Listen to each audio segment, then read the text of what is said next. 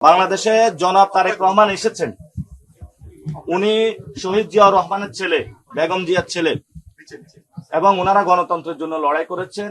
ওনারা বাংলাদেশের মানুষের মন জয় করে নিয়েছেন। প্লিজ আপনি এমন কাজ করবেন না যার দ্বারা বাংলাদেশে একটি সুষ্ঠু নির্বাচনের আপনি ব্যর্থ হয়ে দাঁড়িয়েবেন। সানাউল্লাহ বলেছেন যে আমরা অনেক মন ভরা কষ্ট নিয়ে তাদেরকে হলো অ্যাপ্রুভাল দিয়ে দিয়েছি।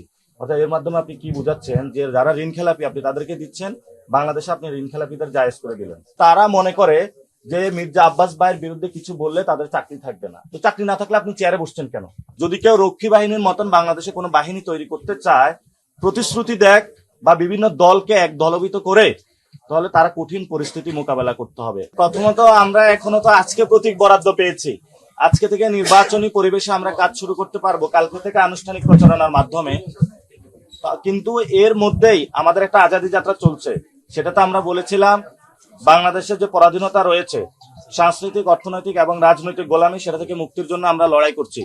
এবং ঢাকা 8-এ আমরা প্রতিশ্রুতি দিয়েছিলাম, ক্যাম্পেইনে জনগণের সচেতনতা করছি যে এখানে প্রচুর পরিমাণ চাঁদাবাজি হচ্ছে এবং এই চাঁদাবাজি গ্যামলিনের টাকা দিয়ে ইলেকশনকে ম্যানিপুলেট করার একটা সম্ভাবনা রয়েছে। সেই জায়গায় আমরা চাঁদাবাজির বিরুদ্ধে কাজ করছি। চাঁদাবাজি, সন্ত্রাসী এবং দুর্নীতি, দখলদারিত্বের বিরুদ্ধে কাজ করাটা এটা ইলেকশন রিলেটেড সাথে সম্পর্কিত না। আপনারা এখানে যারা রয়েছেন সবাই তো চান যে সমাজ থেকে দুর্নীতি চলে যাক, চাঁদাবাজি চলে যাক, সন্ত্রাসী কার্যক্রম চলে যাক। সো আপনারও দায়িত্ব, আমারও দায়িত্ব, আমরা সবাই এখানে কাজ করব এগুলোর বিরুদ্ধে।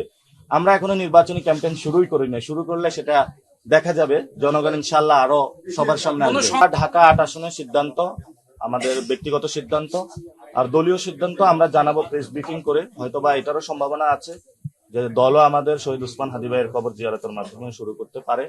যেহেতু বিভিন্ন জন বিভিন্ন জায়গায় শুরু করছেন, জামায়াত এক জায়গায় শুরু করছেন, বিএনপি এক জায়গায় শুরু করছেন, এবং আমরা বরাবর বলে আসছি বিএনপির যে ধরনের নীতি এবং কর্মকাণ্ড নিয়েছে, অর্থাৎ আপনি প্রথমে জনগণের পকেটের টাকা যে কেটে নিয়েছে ঋণ খেলাপি, আপনি তাকে বৈধতা দিয়ে দিচ্ছেন। এবং ইসি সানাউল্লাহ বলেছেন যে আমরা অনেক মন ভরা কষ্ট নিয়ে তাদেরকে হলো অ্যাপ্রুভাল দিয়ে দিয়েছি।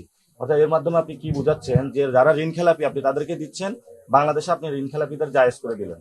এবং আপনার পকেটের টাকা যে কেটে নিবে, ব্যাংকের থেকে যে চুরি করবে, বাটপারি করবে, চিটারি করবে, আপনি তাকে নির্বাচনে বৈধতা দেওয়ার মাধ্যমে বাংলাদেশে একটি সুষ্ঠু নির্বাচনের পরিবেশ আপনি অনিশ্চিত করে দিয়েছেন, 1 নম্বর।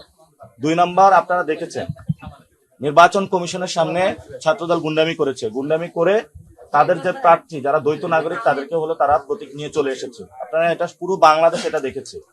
এবং এর মধ্যে শুধু ছাত্র দলে সীমাবদ্ধ থাকে নাই, দলীয় প্রধান যিনি তারেক রহমান, উনি গিয়ে সরাসরি কড়াইল বস্তিতে হলো সবাইকে ফ্ল্যাট দেওয়ার প্রতিশ্রুতি করে আসলেন। এবং ওনারা যে সব জায়গায় ফ্যামিলি কার্ড, কৃষক কার্ড এগুলো বলে মানুষের যে কার্ডগুলো, এনআইডি কার্ডগুলো নিয়ে যাচ্ছেন, নিয়ে তাদের ফ্যামিলি কার্ড, কৃষক কার্ড হলো ধরিয়ে দিচ্ছেন। এটা প্রত্যেকটা পাড়ায় মহল্লায় ঘটতেছে। এবং আপনি কল্পনা করতে পারবেন না, গত 1 সপ্তাহ যাবৎ প্রত্যেকটা ফ্ল্যাটে গিয়ে লিফলেট দিয়ে, ফেসবুকে অসংখ্য স্ট্যাটাস আছে, মির্জা ভাইয়ের পক্ষের লোক ডিরেক্টলি দানের শেষে ভোট চেয়েছে। কিন্তু নির্বাচন কমিশন এখানে অন্ধ থেকেছে এবং তারা মনে করে যে মির্জা আব্বাস ভাইয়ের বিরুদ্ধে কিছু বললে তাদের চাকরি থাকবে না। তো চাকরি না থাকলে আপনি চেয়ারে বসছেন কেন? তা আমরা এমন পরিস্থিতির দিকে যাচ্ছি, নির্বাচন কমিশন যেদিকে, এটা রাকিব এবং হুদা যে কমিশন ছিল ওই কমিশনের দিকে যাচ্ছে। এবং আমরা আশা করব সুষ্ঠু ইলেকশনে হবে। যদি সুষ্ঠু ইলেকশন না করতে পারে বাংলাদেশের নির্বাচন কমিশন, তাহলে এটা আমাদের জন্য আবার দুর্ভাগ্য। হয়তোবা আবার আমাদের নতুন ভাবে যে আমাদের যে প্রজন্ম রয়েছে, এই প্রজন্মগুলো আবার যেভাবে গণ অভ্যুত্থানের জন্ম দিয়েছিল, আবার নতুন ভাবে বাংলাদেশের পরিবর্তনের দিকে যেতে হবে। কারণ আমরা গণতন্ত্রের পক্ষে। আপনি দেখেন, আমরা যখন গণতান্ত্রিক পক্ষে লড়াই করছি এবং বহুদলীয় গণতন্ত্র, আমাদের জোটে প্রত্যেকের মার্কা ঠিক আছে, আমাদের জোটে প্রত্যেকের দলের নাম ঠিক আছে, তাহলে এটা হলো বহুদলীয় গণতন্ত্রের চর্চা। আর অন্যান্য জায়গায় দেখেন, মার্কা খেয়ে দিছে, দল খেয়ে দিছে, সব খেয়ে দিছে, এলাকায় গিয়েছে, এলাকায় তাকে পিটা দিচ্ছে এবং তারপরে ওইখানে আরেকজন প্রার্থী দাঁড় করিয়ে রাখছে, কান্নাকাটি করছে তারা। আমাদের জোটে এই ধরনের কোনো পরিস্থিতি নাই। আমরা এখানে বহুদলীয় গণতন্ত্রের চর্চা করি এবং সত্যিকার অর্থে যে গণতন্ত্র বাংলাদেশে বলা হয়ে থাকে, সেই গণতন্ত্র আমরা উপহার দিতে চাচ্ছি। যদি কেউ রক্ষী বাহিনীর মতন বাংলাদেশে কোনো বাহিনী তৈরি করতে চায়, প্রতিশ্রুতি দেখ বা বিভিন্ন দলকে এক দলবিত করে, তাহলে তারা কঠিন পরিস্থিতি মোকাবেলা করতে হবে। এবং আমরা তাদেরকে বারবার বলতেছি, যেহেতু আমরা গণ অভ্যুত্থানে একসাথে ছিলাম, আপনাদের এখনো সময় আছে, আপনারা সংশোধন হন। যদি সংশোধন না হন, তাহলে এই যে যারা ছাত্ররা মাঠে নেমে এসেছিল সবাই ইনশাল্লাহ মাঠে নামবে এবং আপনাদেরকে কঠিন জবাব দিবে।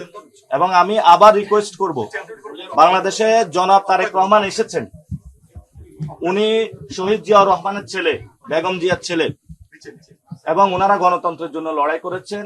ওনারা বাংলাদেশের মানুষের মন জয় করে নিয়েছেন। প্লিজ আপনি এমন কাজ করবেন না যার দ্বারা বাংলাদেশে একটি সুষ্ঠু নির্বাচনের আপনি ব্যর্থ হয়ে দাঁড়িয়েবেন, বা সুষ্ঠু নির্বাচনের আপনি এমন ভাবে কাজ করতেছেন যেটাতে সুষ্ঠু নির্বাচন প্রতিবন্ধকতা সৃষ্টি করে।